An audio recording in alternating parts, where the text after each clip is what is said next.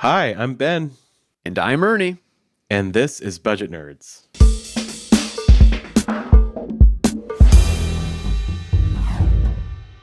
It was all in your mind.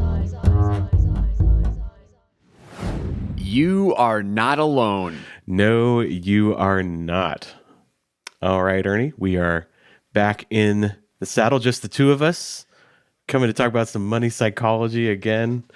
And this one's going to be all about Rule 1, give every dollar a job. And the real question we're asking, we're going to focus on that every word. Do I really have to give every dollar a job? Like, could I just let a couple $100 slide? Just make sure just leave them jobless, leave them destitute on the streets. Just let them hang out, Is that cool? I don't know. Yeah, this is a question we get regularly, especially from new YNABers. Yeah. They're not familiar with this idea of proactively deciding what to do with your money before you start spending it. And I know it's also something that the veteran YNABers are dealing with as well. I mean, today, as we speak right now, I've got $162 sitting and ready to assign, and it's been there for like 5 days. Yeah. And it's like, I do this too. Like the hardest money is like the last couple $100s, or it might be different for you depending on your income. Because like the first dollars are easy, right? When you're sitting down to give every dollar a job. I mean, Always. it's a piece of cake. Like your priorities are very clear. You got to pay your rent or your mortgage. You got to eat. You got to pay the light bill. Like that, it's obvious. And if that's as far as your money goes, like you're like, Ernie, I don't have a problem with this. Like I give it's very obvious what jobs I need to do, and then there's nothing left, right? But if you do have something left, it can start to get harder and harder. Like the decisions get more complex, And let's just cut to the chase.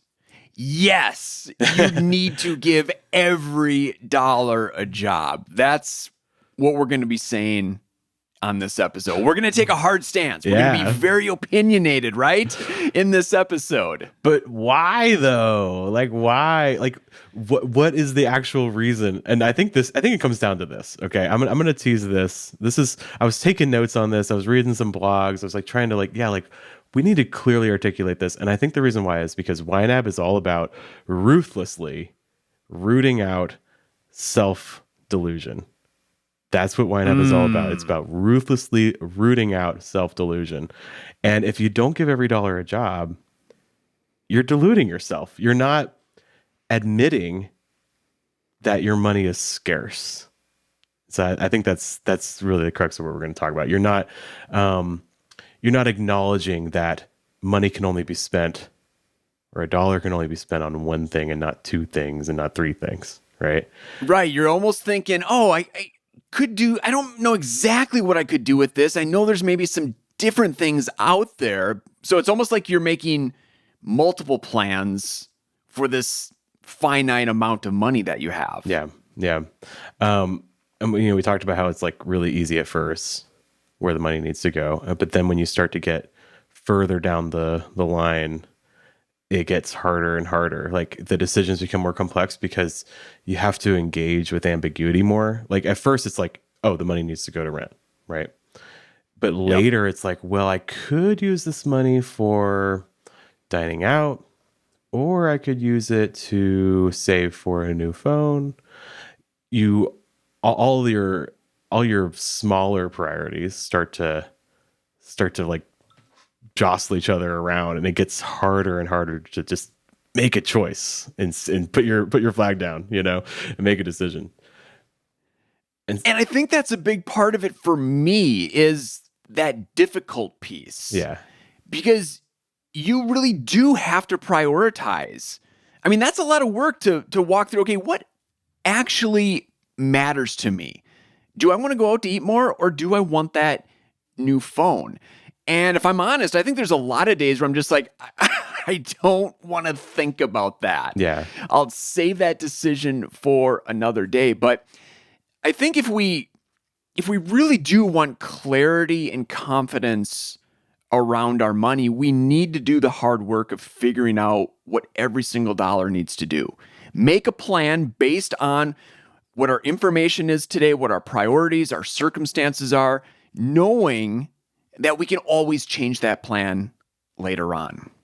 Yeah, I think we'll get into this. Rule 3 helps with that. But yeah, I think what it is it feels easier in the moment. You're like, it'd just be easier to it almost to be like, it feels less stressful to just not make a decision and just kind of let that last. I'm hesitant to say a dollar amount because I think it's different for everybody. It depends on your income and your expenses. I mean, for me, it's like the last $300-$400, right? For you, it might be the last. Same here. For some people, it might be the last $50, or some people it might be the last $10,000. I don't know. It depends on your situation, but it can be hard to face those last few decisions because it forces you to really recognize that your money is finite. It can only do one job. And so you're avoiding the pain of saying no to something, right?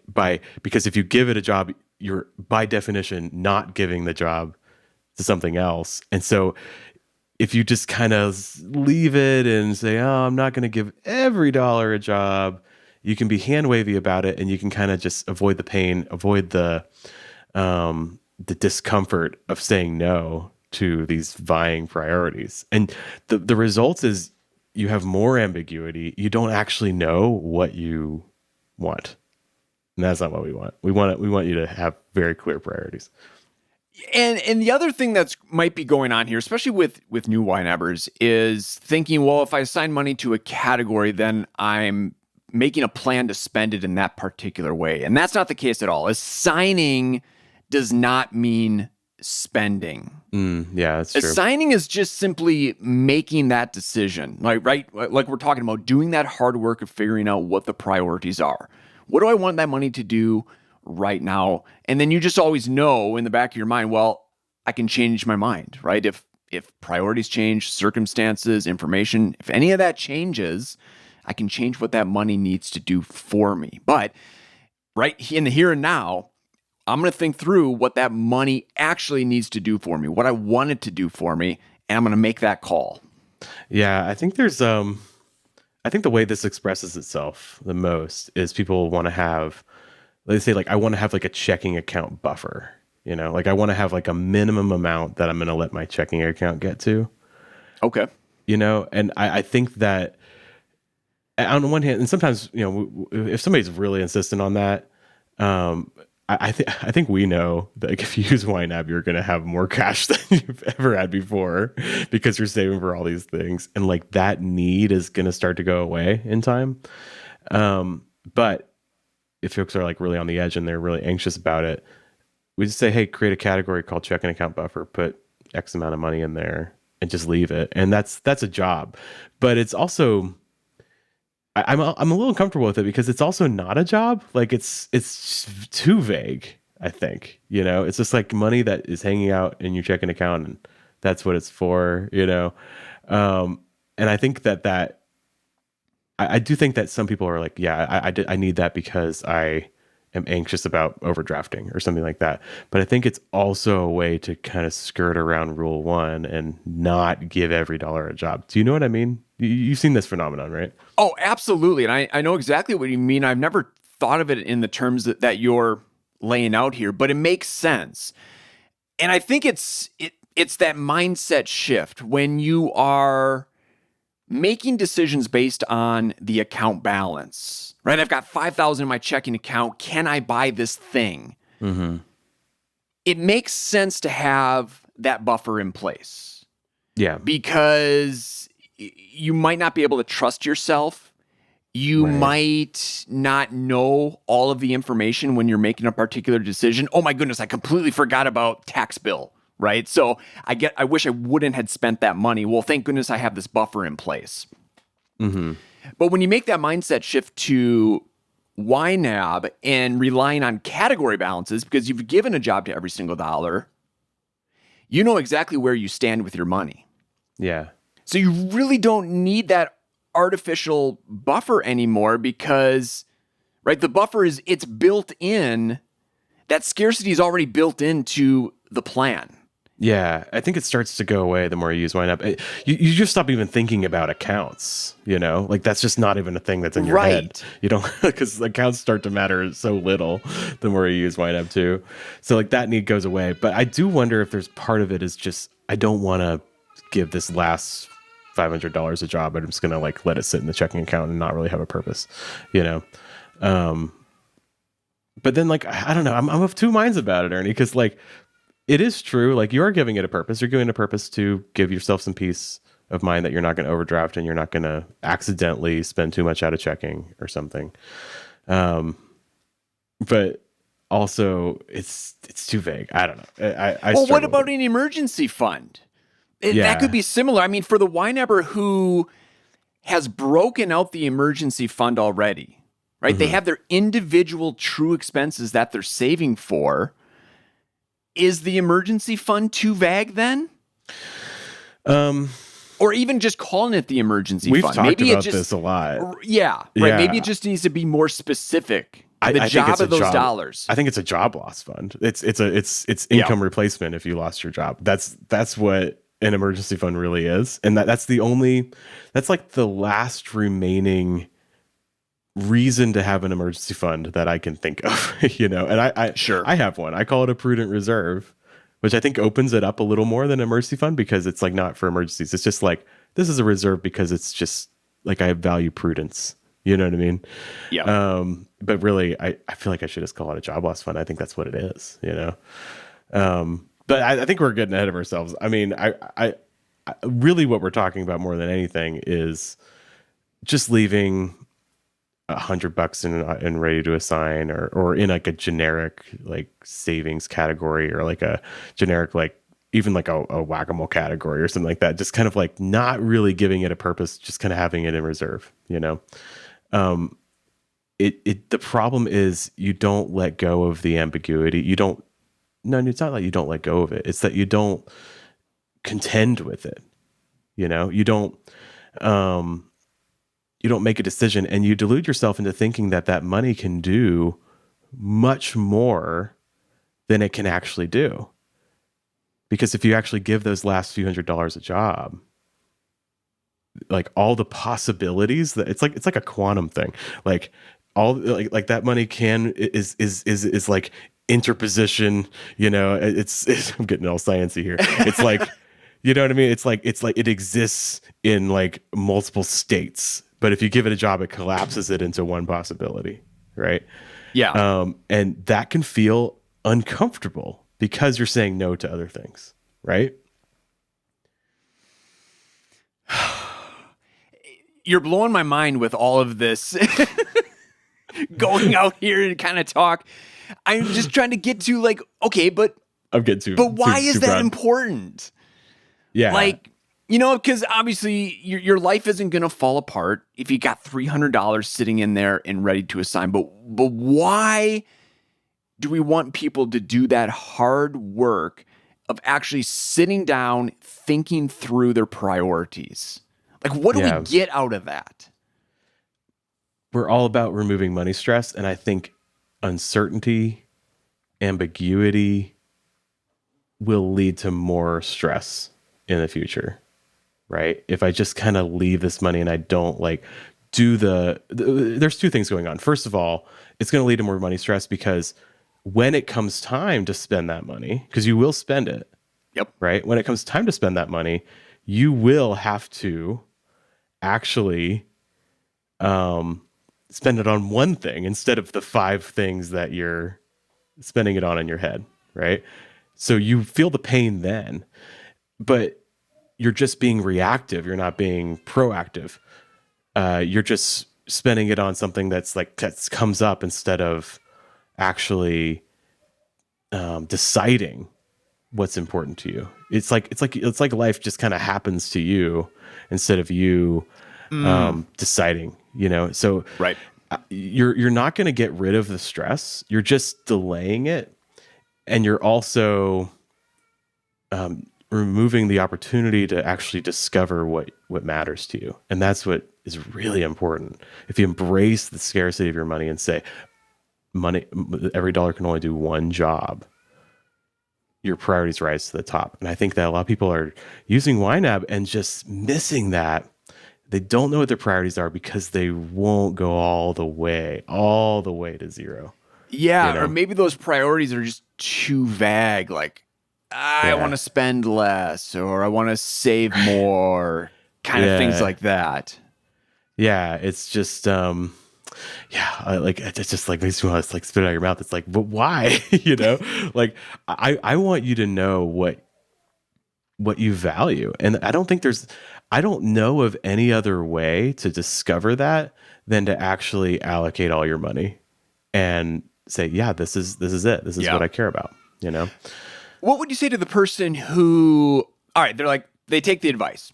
All right, Ben, I'm gonna allocate every single dollar to a category. I'm gonna give it a job.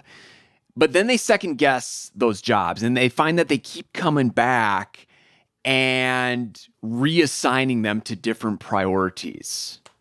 Yeah. I mean, that's rule 3, right? Like we do have in the method, we have like an escape valve here. We have like a Escape valve. it really is. It's like, Yeah. and I think it makes it easier. Like when you're doing rule 1, when you're allocating your money, keep rule 3 in mind. If you're like, I just can't make a decision, I'm really struggling to decide which is a higher priority, just pick one, because you know that in the future, until you actually spend it, you know that you can change your mind, and that's okay. Right. Yeah. So I'm okay with you going in every day and being like, no, actually it's over here. And I'm going to make that decision. But like, make the choice, take the action to move the money, because what you're doing is you're making a really concrete choice based on what your priorities are, instead of just kind of leaving it and saying like, I'm just going to be hand wavy and see what happens. Sure. You know what I mean? I mean, even if you change it every day, you're changing it with your eyes wide open. You know, I'm actually giving up the savings on the new phone to go out to eat right now. That's what I'm doing. Instead of saying, oh, I spent it on going out to eat and now I can't get the new phone. Like, that's a bummer. You know what I mean? You actually are making the active choice instead of it just happening. And then you're like, did I really want that? I don't know. And you do that for the rest of your life. You know what I mean? And it's just frustrating. It's not a good way to live. It isn't, because you'll never know. You'll never really uncover what's actually important to you. And that's the other piece that I'm thinking, like figuring out what you really want. I mean, that's a new discipline. It's a new habit, a new muscle that you are working. So of course you're going to make mistakes. It's going to feel weird at first, and you're constantly going to be changing your mind.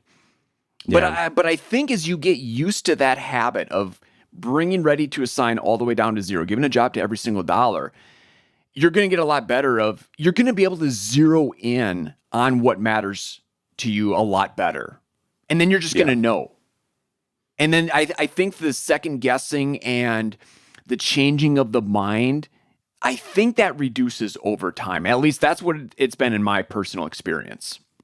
Yeah, because you've worked that muscle of deciding. Yeah. And I think it's also, if you consistently refuse to give those last few dollars a job, it can this skill can kind of atrophy. You know what I mean? Like the skill of actually, no, I'm going to uncover my true priorities and decide. It gets easier and easier over time the more you do it. But if you never give yourself the chance to practice that, you'll never develop the skill, you know? Sure. So I think there's also just like a principle of like, just trust me, just do the thing, just go all the way to zero every time and do it over time. And you'll find that it gets easier. And you'll also find that you might be surprised by the places you put that money, you know, because again, we're trying to get rid of delusion. We're ruthlessly rooting out self-delusion, and giving a dollar more than one job it's delusional. That's not how money works, you know? And I want you to like get to a place where you're just like admitting the truth, and you're living in the real world, and you're like, yeah, this is what I want. and I'm saying no to something else, and that's okay. Like it's not a scary bad thing. Scarcity is just a reality, and we need to live in that reality. Well, it's saying yes to one thing means saying no to another thing. It's exactly what we do when we're paying down debt. I mean, the general rule of thumb is you focus on paying down one debt at a time. Because if you were to spread your money across multiple debts, right, you lose focus, you lose clarity. But when you focus in on that one debt, then it's just crystal clear. You know exactly the direction that you're going. Makes life easier. And you see the progress. You see progress, yes. Yeah, and that's another thing. You're robbing yourself of seeing progress on achieving that goal. The goal that is the most important to you. The goal that you'd put money toward, and in the same act you're saying no to something else. That is what's most important to you. And so, don't you want to see progress on the stuff that actually is most important to you, even if you don't know what it is right now? If you go through this process and you have this practice of actually going all the way down to zero, you will discover what's most important to you. And instead of just kind of not seeing progress on what's most important to you, because it's just, you never actually allocated to that, you actually see the numbers ticking up and you see yourself getting there. And it might even be a self-perpetuating thing, because you're like, as you see the progress toward, I don't know, I'll say the new phone again as an example. As you see the progress toward the new phone, you get even more excited about it. You're like, yeah, I do want that thing. And even more money will go there. I think by not giving those last few dollars a job, you're just letting them escape. You're going to use them to cover random overspending that you may or may not have been willing to give up another priority to do. Right. And I think this is the crux of it. Not giving every dollar a job ruins rule 3. Like, you're ruining it. And rule 3 is my favorite rule.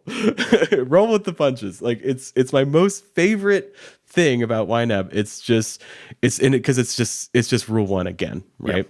Yep. And if you have this ambiguous money, and I'm calling out people that have this, like, this wham category, this, like, rule 3 category, like, this is the money that I use to cover overspending.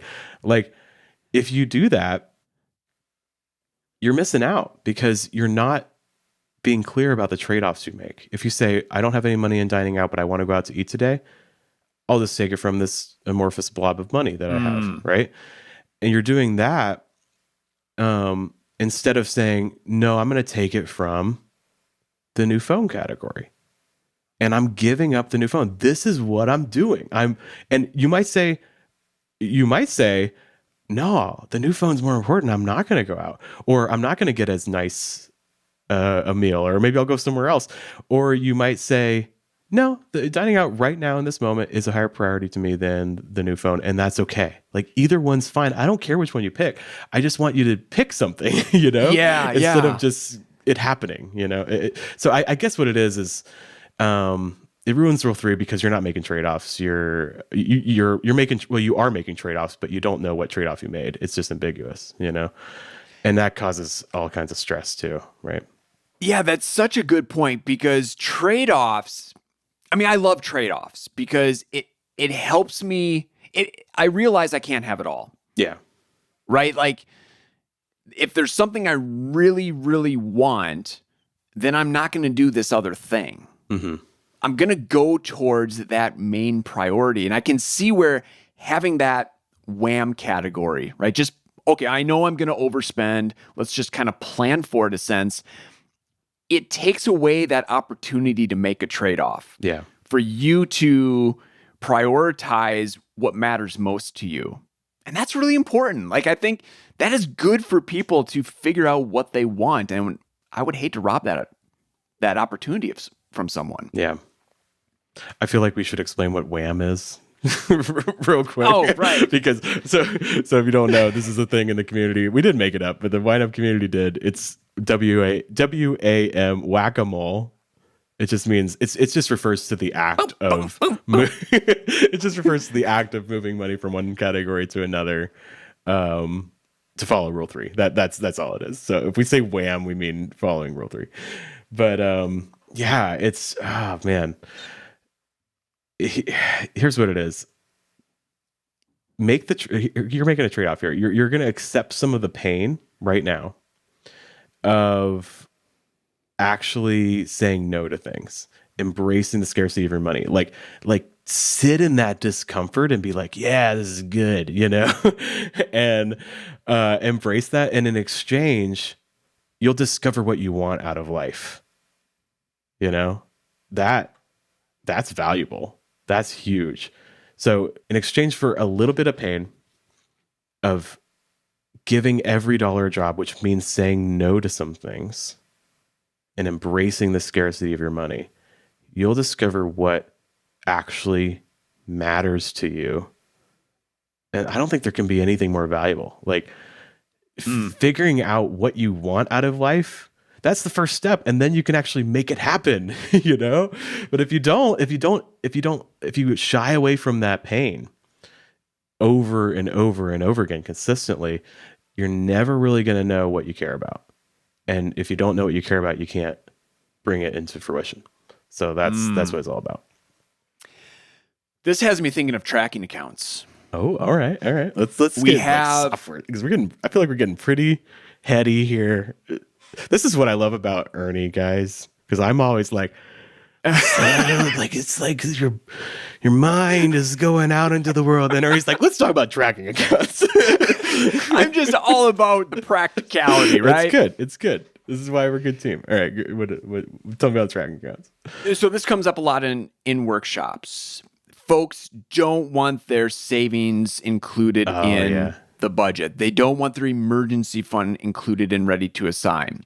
And I give them my reasons of why I think that they should keep it as a budget account instead of a tracking account. And for those that don't know, when you add a tracking account keeps the money out of the plan. Yeah.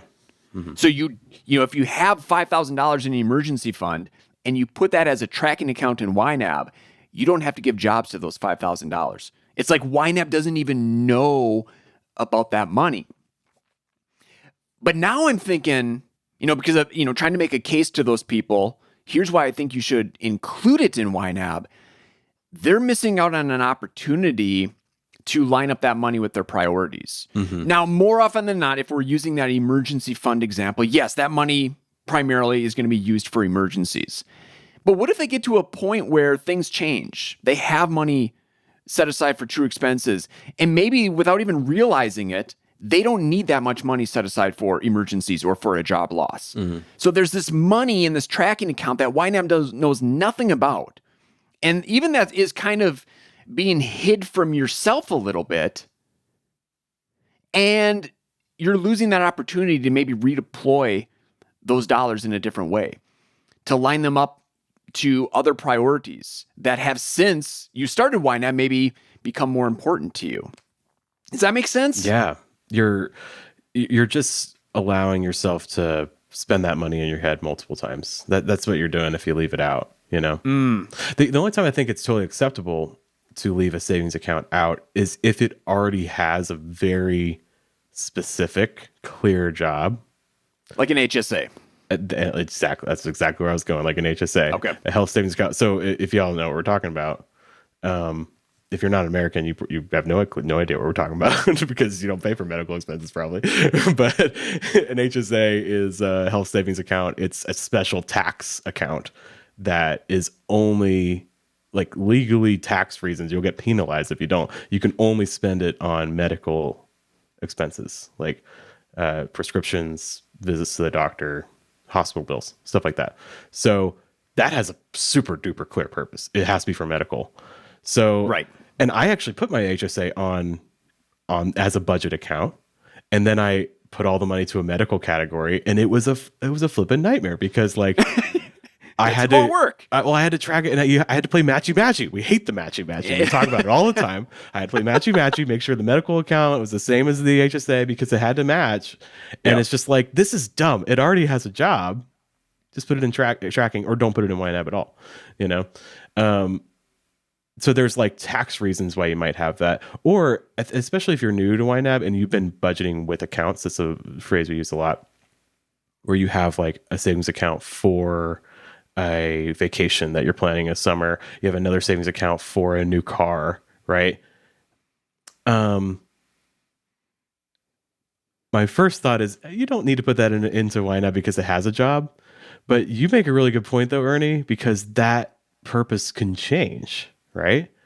Yeah. So put it in YNAB because then you have more flexibility to actually make changes with that if your priorities change, instead of having to do like transfers. I don't want to do a bank transfer. Like that's the worst. Pay transfers. Yeah. And yeah, when I am like stressed because of money, right? I need to make this big financial decision. I want that decision-making process to be as simple as possible because I'm already stressed out. So give me all of my information in a really clean and simple way. And for me, that's I need to know categories. I look at categories. Here's all of my money broken out by jobs, categories. That makes decision making super easy for me. Yeah. Yeah. It just, and again, it all comes back to the accounts don't factor in, which is just a glorious way to live where you no longer have to worry about, oh, is it in a savings account? Is it in a checking account? Like who cares? What matters is what's your money doing? And that's what YNAB shows you. And then you can just, if you want to figure out how much you should have in a savings or checking account, it's more about cash flow. That's all it is, and how much interest you want, and that's the only tug of war you need to worry about when it comes to how much money in savings versus checking. Instead of like, oh, but I gotta play this matchy thing and have this category match this because it's the purpose. And yeah, just none of that. Just like forget about that. See our episode on I think it was on simplifying. See our episode on simplifying if you want us to rant about that a little more. Yeah, give those savings accounts dollars jobs too, especially if the savings account is like wishy-washy. I don't have a very clear purpose, or in your head that it has three purposes, right? And you might not even know for sure if there's even enough money to do all three of those things, So this has been good. Yeah, I feel like we needed to work out why. Like it took us a little while to get there, but ultimately you want to make sure that you know what you care about in life.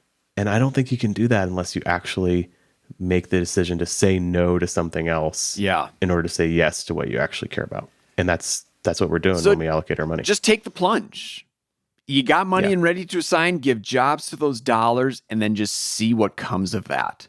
So I'm thinking to that 162 that I have sitting up top there. That's from our tax refund. And the reason it's sitting there is primarily because it's a joint decision. Christy and I are deciding together what to do with that money. They're practical things. Right. Like, yeah, because I have some money in my margin category that's still, it's oh man, it's like the calendar. It is February 13th. And we still haven't had our budget meeting for the month. There's been some stuff already. So that's sitting there, but like I know that is unallocated dollars, so I'm not going to use it for Rule 3. That's the key. Is like if you're using it for Rule 3, like give it a job. If you're using it to cover overspending, like you need to give it a job first. But if you're just letting it sit for a practical reason because you need to talk to your partner, or you want to let it build up and so you can assign money all at once with a couple paychecks, like the question of when you actually allocate the money, I don't care about that so much. I care about when you actually sit down to do it, that you do it all the way to zero. You go all the way down, and don't just leave this ambiguous amount. Yeah, I mean that's the tough part. Is it's still there because we started talking about it the other night. We didn't come to a decision because it was when difficult. You got a partner involved. It gets harder. And does. I say this like I'm preaching about this, but like.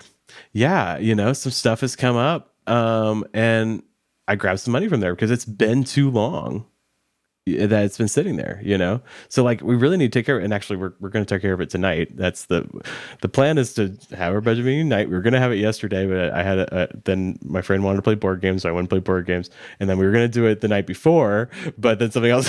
So we just need to like make it firm. We're going to do it tonight, and that won't happen anymore, So yeah, so if you got money and ready to assign, give it a job.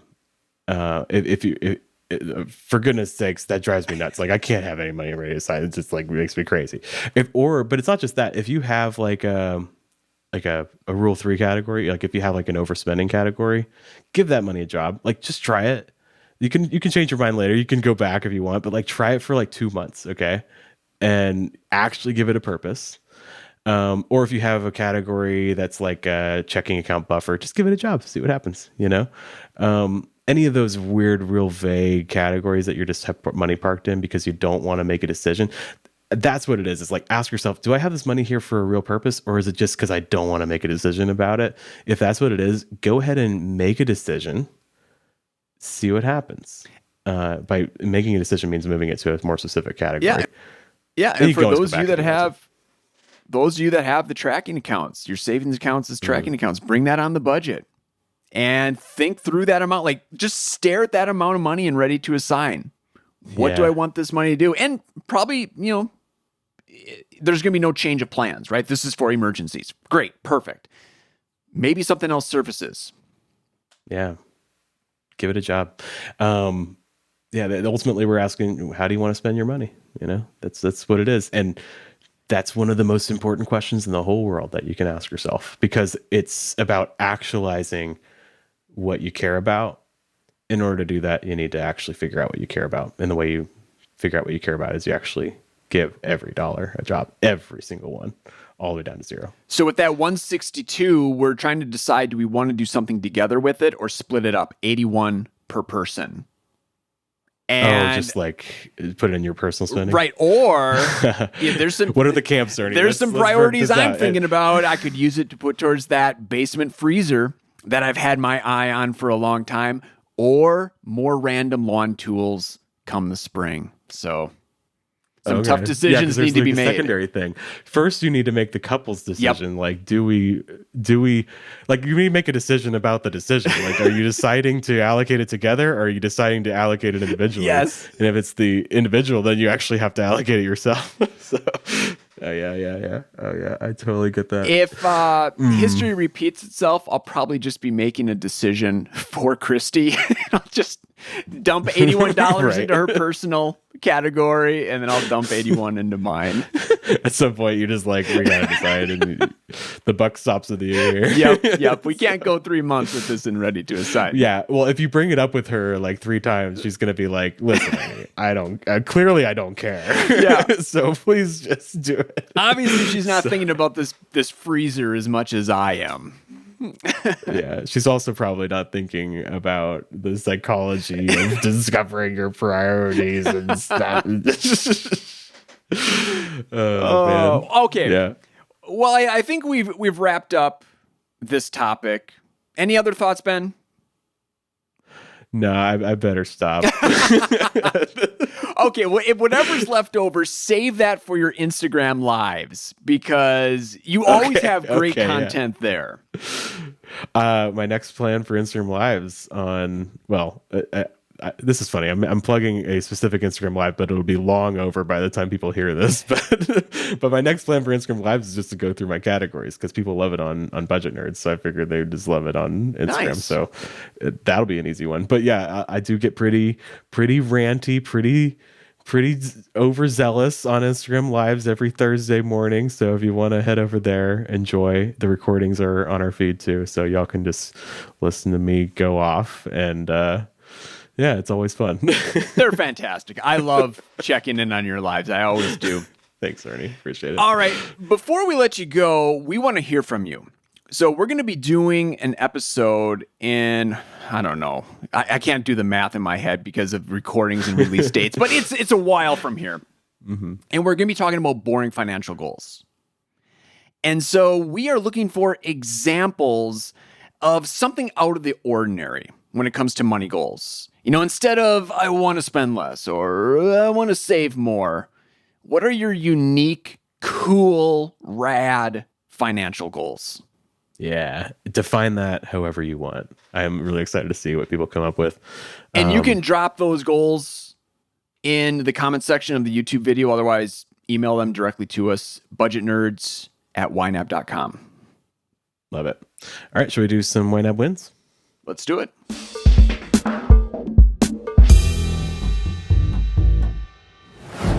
All right, we have 2 wins on our spreadsheet. We're going to have to do another all wins episode, I think, at some point, because we still They just have so many. keep flooding in, and don't stop. We love I don't reading know the if wins. I don't know if we should be like more discretionary and be like, no, we're just not going to be able to. Like, are we not giving every win a job? Like, do we need to say no to some wins in order to say yes to some others? Because like, I got one from Jeffrey from the emergency fund first month ahead video, and I think that was like 2 years ago. So here we go. Anyways, Yeah, I'm gonna put that decision off, Ben. yeah, let's just put that off. That's too painful. I don't want to think about it. Let's just live in ambiguity, Ernie. All right. Anyways, actually, the actual win. Jeffrey wrote in on the Emergency Fund versus Month Ahead video this comment. This insightful video just gave me a YNAB win. I accepted Ben's challenge and was able to convert my emergency fund category into all of July's expenses and some of August's expenses. While looking at a fully funded July, based on known expenses as of today, I determined the assigned subtotal for the categories that would be part of my bare bones budget, along with the available subtotal for the categories that wouldn't. The available non-essential dollars plus my ready to assign dollars exceeds 3 months of bare bones expenses, and I would not have determined that as quickly if my emergency fund category still existed. Ooh, I love that. I love doing this little experiment. I do this every once in a while, where you're like, if I had no more income, like if my wife lost her job and I lost my job, what would we do? What would be the bare bones budget, and how long could that last? And so I love that you did that, Jeffrey. It just gives you a little peace of mind, right? Like if you lost your job today, you could hang out with the money you have for 3 months to find a new job, and you'll be all right. So that's real security, and I love to see that. And you wouldn't have figured it out if you hadn't given every dollar a job, right? There we go. Full circle.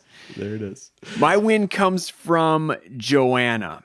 And this was way back on the Gamifying YNAB episode. My YNAB win for May.